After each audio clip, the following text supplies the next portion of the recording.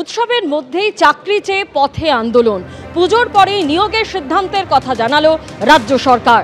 আরো বিস্তারিত জানতে কথা বলবো আমাদের প্রতিনিধি কৃষ্ণেন্দু অধিকারীর সঙ্গে কথা বলে। কৃষ্ণেন্দু, ঠিক কি জানতে পারছো? দেখো, তুমি জানো যে চারিদিকে আন্দোলন হচ্ছে এবং যে আন্দোলনের মূল দাবি হচ্ছে নিয়োগ চাই অথবা রেজাল্ট বের করতে হবে। তারই মধ্যে আজকে সোশ্যাল মিডিয়ায় শিক্ষামন্ত্রী জানিয়েছেন যে পুজোর পর 13,421টি শূন্য পদে নিয়োগের বিজ্ঞপ্তি দেবে প্রাথমিক শিক্ষা পর্ষদ।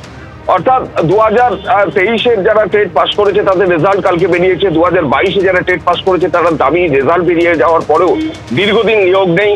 কালকে বারাসাতে একটা বড় আন্দোলন করেছেন এবং সেখানে ঘেরাও হয়েছিলেন তৃণমূল সাংসদ সৌগত রায়। এবং তুমি জানো লাগাতার এই উৎসবের আবহেও আন্দোলন চলছে। সেই প্রেক্ষাপটে আজকে ব্রাত্য বসু জানিয়েছেন যে 13,421টি শূন্য পদে নিয়োগের বিজ্ঞপ্তি প্রাথমিক শিক্ষা পর্ষদ জারি করতে চলেছে এবং সেটা পুজোর পরেই সেই নিয়োগ প্রক্রিয়া শুরু হবে। ধন্যবাদ। আজ রাতেই কলকাতায় আসছেন কেন্দ্রীয় স্বরাষ্ট্রমন্ত্রী অমিত শাহ। তার উদ্বোধন করার কথা রয়েছে সন্তোষ মিত্র স্কোয়ারের পুজোর এবং পাশাপাশি ইজেডসিসিতেও তিনি যাবেন। অন্যদিকে দক্ষিণ কলকাতার সেবক সংঘের পুজোরও উদ্বোধন করবেন কেন্দ্রীয় স্বরাষ্ট্রমন্ত্রী অমিত শাহ।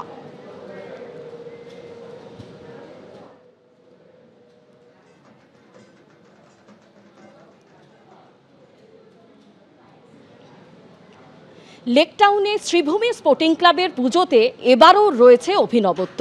নিউ জার্সি স্বামীনারায়ণ মন্দিরের আদলে তৈরি করা হয়েছে তাদের পুজো মণ্ডপটি। এবছর এবিপি আনন্দের আভূষণের সেরা পুরস্কার জিতে নিল শ্রীভূমি স্পোর্টিং ক্লাব।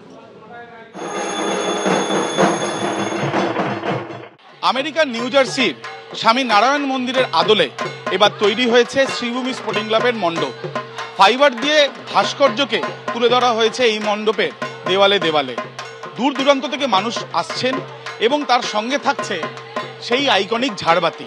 আমরা এবারে যেটা করেছি সেটা মানুষকে খুবই আকর্ষিত করেছে এবং শুধু আকর্ষিত করেছে শুধু তাই না, এইটা মানুষের ভালো লেগেছে। নাহলে সেই মহলার দিন থেকে এখন অবধি যা মানুষের ঢল, সেটা বোঝাই যাচ্ছে আগামী দিনে আরও বেশি মানুষ এখানে হতে পারে।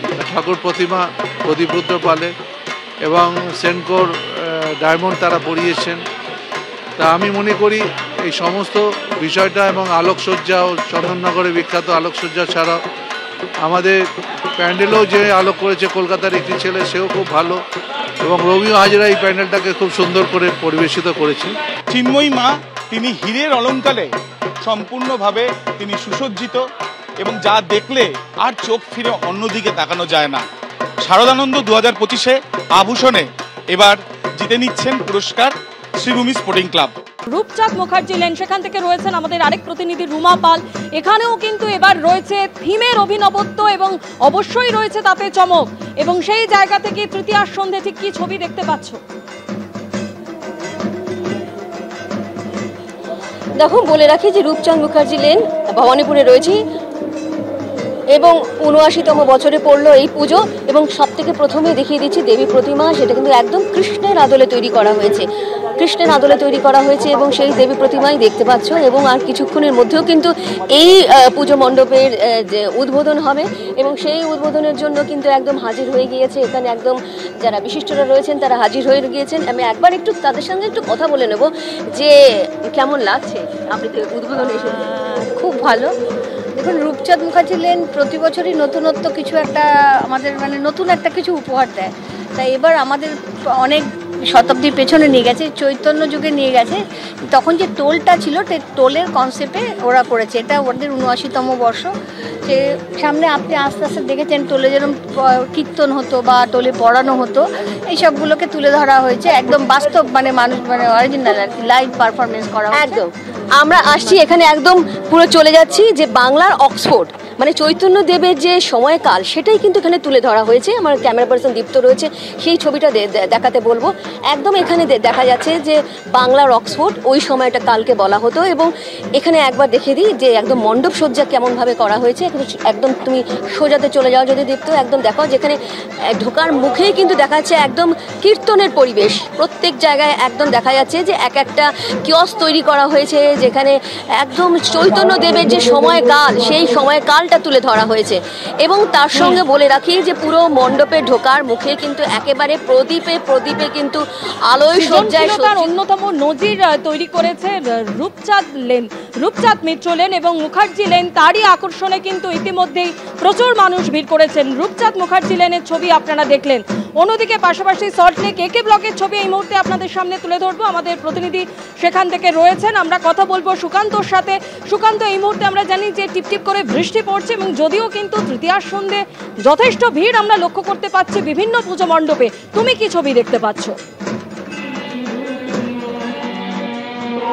একেবারে দেখো, শহর কলকাতার সাথে কিন্তু পাল্লা দিয়ে সল্টলেকের যে পুজো মণ্ডপ, তারাও কিন্তু গত কয়েক বছরে তাদের অভিনব শিল্প যে সৃষ্টি, সেটাকে কেন্দ্র করে কিন্তু দর্শক এখানে টানার চেষ্টা করছেন। একে ব্লক, যা আমরা জানি যে এবছর 38 বছরে পড়লো, গত বছর তারা বাড়িবিন্দু অর্থাৎ বৃষ্টির জলকে কাজে লাগিয়ে একটা অভিনব শিল্পের তারা সৃষ্টি করেছিলেন। এইবারে তাদের যে চিন্তা ভাবনা সেটা হচ্ছে প্রখ্যাত চিত্র পরিচালক ঋত্বিক ঘটকের এবছরে জন্ম একেবারে 100তম শতবর্ষ তার জন্মদিবস, এবং সেই কারণে তার যে সমস্ত সৃষ্টি রয়েছে সেই সৃষ্টিকে পাথেয় করে এবারে কিন্তু তারা তাদের মণ্ডপ সজ্জা করেছেন, যেখানে কোমল গান্ধার যুক্তিতর্ক এবং গল্প, এবং অন্যদিকে হচ্ছে তোমার একেবারে তিতাস একটি নদীর নাম, অর্থাৎ যে সমস্ত গল্পের মাধ্যমে প্রান্তিক মানুষের জীবনযাত্রাকে ঋত্বিক ঘটক তুলে ধরেছিলেন, সেই বিষয়টাকে কিন্তু কার্যত শিল্পের আঙ্গিকে গত 2 মাস নিরলস পরিশ্রমের মাধ্যমে শিল্পী বিশ্বজিৎ দে তিনি কিন্তু ফুটিয়ে তুলেছেন। যে মূর্তি তুমি দেখতে পাচ্ছ, এখানকার যারা পুজো উদ্যোক্তা তারা যেটা বলছে যে একেবারে শুরু যখন হয়েছিল দুর্গা প্রতিমার বা দুর্গা পুজো, সেই সময় দুর্গা ঠাকুরের যে আদল থাকতো, কৃষ্ণনগরের যে আদল থাকতো, সেই আদলে কিন্তু এবারে তারা তাদের এই মা দুর্গাকে ফুটিয়ে তোলার চেষ্টা করেছেন। মা দুর্গার যে সাজসজ্জা সেটাকে তারা ফুটিয়ে তোলার চেষ্টা করেছেন, এবং গোটা যে মণ্ডপ জুড়ে সেখানে কিন্তু ঋত্বিক ঘটকের যে সমস্ত সৃষ্টি সারা জীবন ধরে তিনি যা তৈরি করেছেন, তিনি যা সৃষ্টি করেছেন, সেগুলোকে কিন্তু এখানে কার্যত সামনে করা হয়েছে। নতুন নতুন থিম আর তারই আকর্ষণে কিন্তু মানুষ ভিড় জমাচ্ছেন এবং প্রত্যেকেই চাইছেন যে আর দুর্যোগ যেন না হয়, আর বৃষ্টি যেন না হয়। সন্তোষ মিত্র স্কোয়ার, আপনারা জানেন যে অপারেশন সিঁদুর এবারে তাদের থিম, এবং তার আকর্ষণে কিন্তু মানুষ ইতিমধ্যেই সেখানে ভিড় জমাতে শুরু করেছেন। আজ রাতেই এসে পৌঁছচ্ছেন কেন্দ্রীয় স্বরাষ্ট্রমন্ত্রী অমিত শাহ, এবং তার এই পুজোর উদ্বোধন করার কথা রয়েছে। সরাসরি আমাদের প্রতিনিধি ব্রতদীপ ভট্টাচার্য আমাদের সঙ্গে রয়েছেন। ব্রতদীপ, তৃতীয়ার সন্ধ্যে কতটা জমজমাট সন্তোষ মিত্র স্কোয়ারে? দেখো, সন্তোষ মিত্র স্কোয়ারে ভিড় দেখে কিন্তু বোঝার উপায় নেই যে আজকে তৃতীয়া নাকি অষ্টমী। ক্যামেরাম্যান সহকর্মী সন্দীপকে একটু ছবিটা দেখাতে বলবো। কাতারে কাতারে মানুষ লাইন দিয়ে সন্তোষ মিত্র স্কোয়ারের এই পুজো মণ্ডপ দেখতে এসছে। অপারেশন সিঁদুর এবারে থিম, এবং সেই থিমকে কার্যত চোখে দেখবেন এবং মোবাইল বন্দি করবেন মানুষ, সেই জন্যই কিন্তু প্রচুর মানুষের ভিড় আজকে বিকেলের পর থেকেই কিন্তু উপচে পড়ছে কার্যত সন্তোষ মিত্র স্কোয়ার। এবার আমি আমার সহকর্মী সন্দীপকে পুজো মণ্ডপটা দেখাতে বলবো, কিভাবে অপারেশন সিঁদুরের এই থিম ফুটিয়ে তোলা হয়েছে। প্রথমত যেটা দেখানো হচ্ছে, এই যে বিশাল একটা পাহাড়ের আকারে পুজো মণ্ডপ তৈরি করা হচ্ছে, এবং সেই পাহাড়ের উপরেই মূলত 22 এপ্রিল পেহেলগাঁওয়ে নির্বিচারে যেভাবে ভারতীয় পর্যটকদের খুন করা হয়, যেভাবে হত্যা করা হয়, প্রথমে সেই দৃশ্য তুলে ধরা হয়। একেবারে বেহালার সেই পরিবার, পাটুলির সেই পরিবার, নেভি অফিসার তার স্ত্রী, তারা হানিমুনে গেছিলেন, একের পর এক নির্বিচারে কিভাবে বেছে বেছে হিন্দু পর্যটকদের হত্যা করেছিল এই জঙ্গি সংগঠনগুলি, সেইটা তুলে ধরা হয়। এবং তারপর যেভাবে ভারত তার প্রত্যাঘাত করে, ইন্ডিয়ান এয়ারফোর্স কি একেবারে জঙ্গি ঘাঁটিগুলো গুড়িয়ে দিয়েছে পাকিস্তানে ঢুকিয়ে, সেই সমস্ত ছবি কিন্তু মূলত এই পুজো মণ্ডপে তুলে ধরা হচ্ছে। লাইট অ্যান্ড সাউন্ড শো, এবং সেই লাইট অ্যান্ড সাউন্ড শো দেখতে কাতারে কাতারে মানুষ, তারা কিন্তু ইতিমধ্যেই সন্তোষ মিত্র স্কোয়ারে এই তৃতীয়া সন্তোষ মিত্র স্কোয়ারের ছবি আপনারা দেখলেন।